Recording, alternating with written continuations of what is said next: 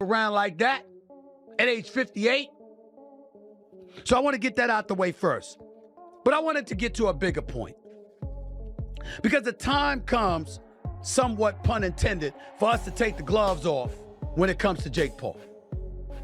Now, unlike people who worked with me, unlike people who are friends and colleagues, what have you, I didn't find it funny. It's kind of weird because Jake Paul is extremely bigger than Tank. That tells me that even he recognizes that he's too big for him. Yes. He recognizes that he's too big for him. Stephen A. Smith called out Jake Paul for trying to take on Gervonta Davis, saying the matchup doesn't make sense because Jake is way too big for him. According to Smith, Jake keeps choosing opponents that don't really challenge his skills. He said this fight feels one-sided and unfair, and it shows that Jake prefers easy wins over real tests. Smith believes Jake avoids fighters who could actually match his level, which exposes that his career choices are more about safe victories than proving himself as a real boxer. That was Mike Tyson. Now you're going into the ring against a cat that's 228. He's a young lion, and no matter what questions may exist about Jake Paul and his ability to box real boxers, because we haven't really seen that yet from him, we don't question his power. No. We know he's got power. Yeah. Stephen A. Smith recently asked Gervonta Davis's coach who he thinks deserves to fight Tank next. The coach didn't hold back. He said that anyone who has talked badly about Davis should be first in line to face him. He mentioned names like Shakur Stevenson and Teofimo Lopez, both fighters who have questioned Tank's skills in public. For the coach, this isn't just about rivalry, it's about respect. He wants those critics to feel Tank's power in the ring and understand what they've been talking about. To him, it's not revenge. It's about shutting down the doubts and reminding everyone why Davis is one of the best.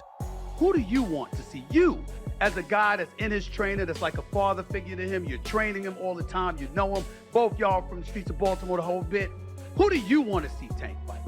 I want him to get all of them that ran their mouth. Give me the names. I need names, Calvin. I need names. You already know. We went down to, we're working on the big four. It was Garcia, that's the first one. Roma, I hope we get him soon.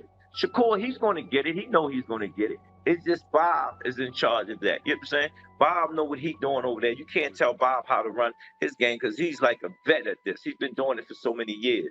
That's going to happen. All the fights that we'll want, they have no choice. They're going to take the fight when it's time to take the fight. It's just right now, who's going to take the fight? That's the question. Comedian and commentator Aries Spears didn't sugarcoat his opinion either. He said the upcoming fight feels more like a show than a real sporting event. Still, he put his faith in Davis's power and accuracy, predicting that Tank could end it with a knockout by round 3. Spears called the event a circus, but admitted that Davis's skill makes it worth watching. He sees it as entertainment mixed with talent, something that's both ridiculous and exciting. Even though he criticizes the hype, he believes Tank might finish the job early and make a statement before the fight goes too far. The next fight that's coming up is Tank Davis versus Jake Paul. Oh, this is such a circus. Yeah.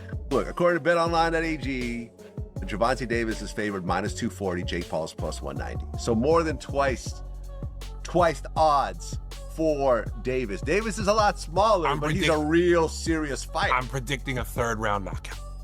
Ooh. Third round knockout. He's out of there.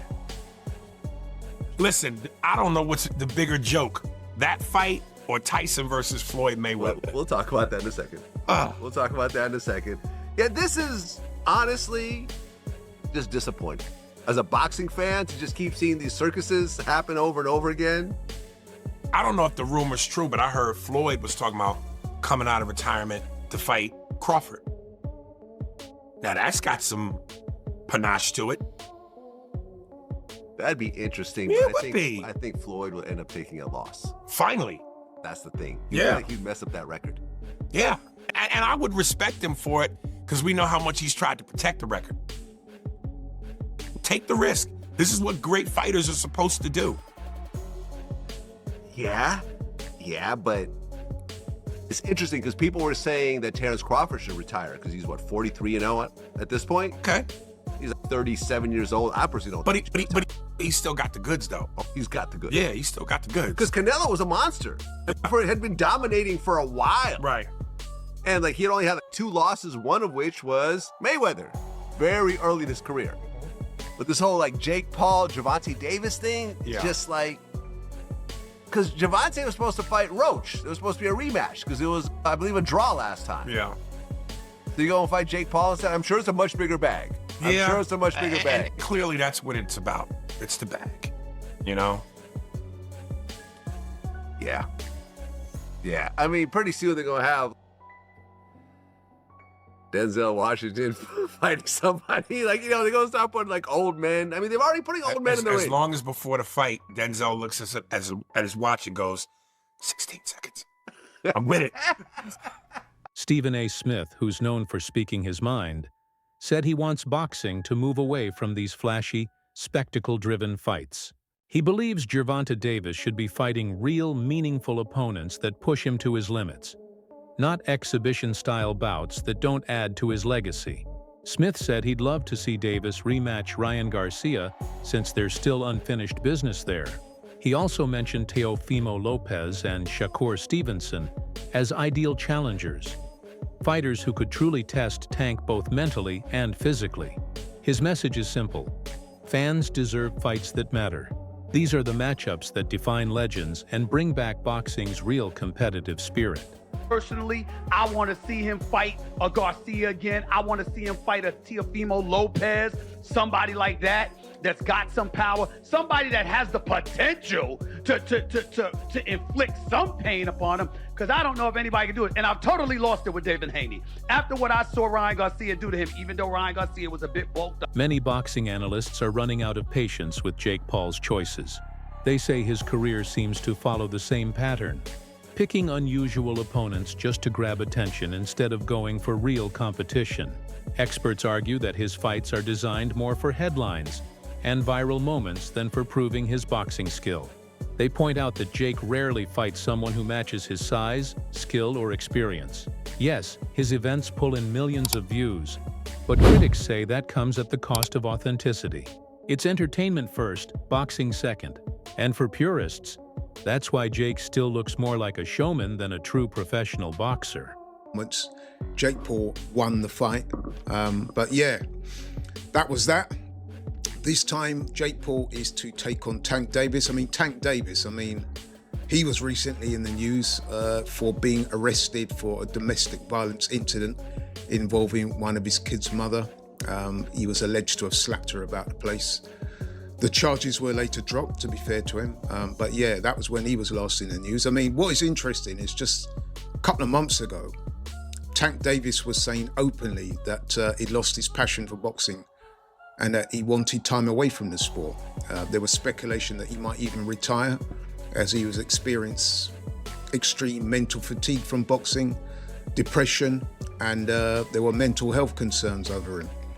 However, I guess the opportunity to earn a truck full of money fighting a completely worthless exhibition fight against Jake Paul was enough to make him change his mind about boxing. Funny that, isn't it? But you know what? I'm not even going to waste your time or mine critiquing this utter nonsense. Suffice to say that this so-called fight we're talking about is an exhibition, and it pits Jake Paul, who is a cruiserweight, by the way, weighs in excess of 200 pounds, and Tank Davis, who is, he was the WBA lightweight champion, who weighs in at about 135 pounds when he fights. So that's a disparity of some 65 pounds. In old money, that's about 4.5 stone. There's also a significant difference in height. Jake Paul is roughly, 6'1", 2. Gervonta Davis is 5'5" at best. So, there's a height disparity there of some 8 inches. And once again, this is Jake Paul showing total disrespect to boxing, in my opinion. There's growing talk that Gervonta Davis's recent fight decisions are being guided more by money than legacy. Analysts believe his team is chasing the biggest paydays instead of the fights that would secure his place in boxing history. The matchup with Jake Paul seems to prove that point. It suggests boxing has turned into a business focused on profits, not pride. Tank's knockout reputation guarantees huge pay-per-view numbers, and pairing him with a YouTube star like Jake only increases the cash flow. But for boxing purists, it's a warning sign, proof that fighters now prioritize revenue over respect. While no one questions Davis's talent, his choices make it seem like money has become his main motivation. Look at how Tank started acting after he made 40 million with Ryan. When he make another 40 plus million with Jake, he's gonna go make 40 million fighting Jake Paul, and then he's gonna come back and fight Lamont Rowe for what? He's gonna come back and fight Shakur Stevenson for what? He's not gonna fight none of those guys. No, the only way he fight any of them guys, Turkey gonna have to hit him with the Crawford money. Cause that's the thing. You do this for a reason, bro. Like, I get it. You want him to be competitive, but his goal is money. He made 40 with Ryan plus everything in between. Now he get this 40, 50 million plus. He don't even gotta fight no more. So now if you want him to fight Shakur, give me that Canelo. Jeff Mayweather, a respected name in the boxing community, openly questioned the logic behind this fight. His biggest concern is the massive difference in size and weight between the two fighters. Jeff explained that boxing's weight classes exist to protect fighters from exactly this kind of imbalance. Jake Paul's naturally bigger frame gives him a serious physical edge that can't be ignored. Even though Davis has more skill, the gap in reach, weight, and power makes the fight unfair. Jeff called it a mismatch that could damage boxing's credibility. He said this isn't just about two fighters. It's a test to see how far promoters are willing to go to make money, even if it hurts the sport's integrity. It's kind of weird, because Jake Paul is extremely bigger than Tank. And I mean, but with it being exhibition, it makes sense. It's fine. He got a big name that he's gonna be fighting. But I mean, it really makes no sense because he's gonna be weighing over 200 and some pounds. Tank's gonna probably be weighing maybe at the most 147, 150. So I don't even understand why the fight is happening. Former world champion Froch didn't hold back either. He accused Jake Paul of carefully picking smaller opponents so he can have a physical advantage. Froch said it's ridiculous that Jake skipped the chance to fight naturally bigger names like Anthony Joshua or real heavyweights, and instead chose someone like Davis, who's several weight classes smaller. To Froch, this just proves Jake's fights are about creating viral mismatches, not genuine challenges.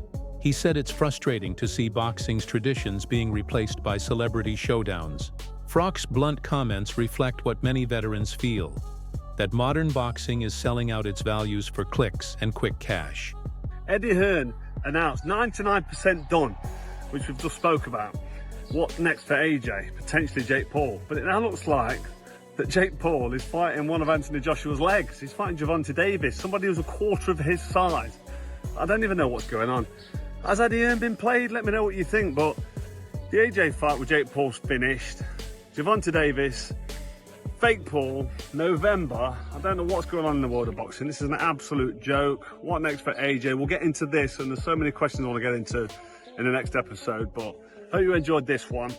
And yeah, I just thought I'd give you a quick update because the news has just come in, and I'm just trying to relax and play a bit of golf, and I can't. I've got to get it off my chest. I'm going to add it to this video. Hope you enjoy it.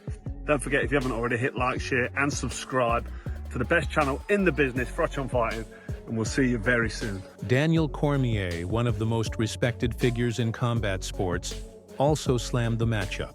He said this fight doesn't promise real competition, only a predictable result. Cormier pointed out that Jake Paul's size advantage completely overshadows any excitement. He explained that such a weight gap affects everything: power, stamina, and safety. For him, this fight might draw attention, but it doesn't offer real sporting value. Cormier warned that if boxing keeps chasing spectacle instead of substance, it could lose its integrity. His comments echo the frustration of many athletes who feel that the sport's proud traditions are being replaced by shallow publicity stunts. Wait, I thought it was 190. Dean, that's bad. Because you know what that tells me? That tells me that even he recognizes that he's too big for him. Yes. He recognizes that he's too big for him. I'm wondering how this even came about. It can't be that Gervonta Davis needs money. That can't be the reason why He's been a world taking champion this fight. so recently. How could he be broke? That's what I'm saying. Like, is he doing this for money? And then why and how is even Jake Paul doing this when no one respects it? Like, But I Jake can't Paul- think of anybody that respects this. But Jake Paul has been able to carve out and make his own lane in boxing, and I've never seen anything like it, bro. He literally, I mean, we don't know what weight class he fights in any situation. We just don't know. He kind of makes his own rules. He makes his own rules. And it seems like people are playing by those rules. I remember a couple weeks ago, the WBC and the Jose Sulaiman was very upset that he wasn't gonna be able to put the belt on the winner at Canelo versus Crawford. That's a thing that's happened since the beginning of the time. Those guys are very powerful in boxing, but with Zuffa boxing, it was almost like that power was getting stripped away. They were very disappointed. But how can you take those sanctioning organizations seriously when they are sanctioning this? That's my point. That's my point. That's why I think that this whole thing that we have, this boxing and this MMA argument and Zuffa getting into boxing, our argument is misplaced because things like this should not be happening. And the fact that boxing is allowing this to happen is an embarrassment to the sport. Yeah, I don't understand why. I talked about this before. Like, I didn't know why they were fighting because, I mean, Gervonta Davis's last fight was at 136 pounds. Some observers have noted that even though many people criticize this fight, it still serves a purpose for the business side of boxing. Promoters, networks, and even rival fighters benefit from the buzz. The controversy itself keeps everyone talking, which means more views and more money. Ironically, the same critics who call the fight meaningless also help promote it by discussing it non-stop. This shows how modern boxing runs on controversy just as much as competition. Every debate becomes free marketing. Every insult turns into ticket sales. The irony is, what fans call a joke might actually be what keeps the sport profitable and alive. Criticism for fighting Jake Paul, but yet at the same time, he is going to fight Jake Paul. Now, what I find interesting is how people on one hand are going to criticize it, but on the other hand, try to take advantage of it for their own profit. So Shakur Stevenson, definitely for press purposes, definitely for publicity purposes, offers to get in the training camp and spar for Jake Paul. Spar Jake Paul for the tank fight. Now, why would he be doing this? It's called copycat crap. Because the last big fight that took place, which was Terrence Crawford versus Canelo Alvarez, guess what happened? Jaron Ennis went and sparred Canelo Alvarez to help Canelo Alvarez prepare for Terrence Crawford. So, do I think that that is coincidental? No, I do not. I think that it is trying to have your cake and eat it too. You are trying to complain and say Gervonta Davis is not a real competitive fighter, that this is a sideshow, freak show fight, but yet you want your name associated with it and you want to participate in it for your own good gain. Let me assure you that when Terrence Crawford said in an interview that he wouldn't fight Jake Paul, that's not a serious fight, and then they said, well, would you fight Jake Paul for $200 million? And he said, I'd be fighting Jake Paul. The bigger discussion around this fight isn't just about who wins or loses. It's about what it says about the sport itself. Many believe it shows how the line between real competition and entertainment is fading. Jake Paul's rise proved that popularity can matter more than skill. And Gervonta Davis joining in shows that even top fighters can't resist the pull of spectacle. Critics say this trend waters down the sport, turning it into a show instead of a true contest. But supporters argue it's an evolution, a way to keep boxing relevant in the age of social media. Either way, this matchup forces boxing to face a tough question. Is it still about discipline and greatness, or has it become a business where fame decides who fights who? 95 pounds. Bearing in mind, Tank Davis fights at 135. That's 60 pounds size difference. And Tank often weighs in light at 133.5 pounds. You know, he's 5'5". He's not a big guy. Okay, let's be honest, he's tiny. I could literally put him in my pocket. You know, he's a pocket rocket, but he's small. Yes, I know, I went too far. Let's move on. Jake's been fighting a cruiserweight, over 200 pounds. You know, he's 6'1". He's just a bigger guy, you know, a different beast. This is what Jake does, love or hate him. He knows how to generate interest, get people talking, in his words, do the unthinkable. But guess what? People will tune in. What can I say? The guy's clever. He calls out AJ, the fight's looking likely. Everybody's outraged, can't believe it. Then bang, he's fighting Tank. The man's half the size. He's done it again. Whether you like it or not, he's a marketing genius. He knows how to keep his name on your tongue. Everyone slated him for fighting Mike Tyson. I did too. He was fighting an old man with health problems. But guess what? I tuned in. And do you know why? Because curiosity killed the cat. And I wasn't alone. 100 million plus people tuned in. That's all for today's video.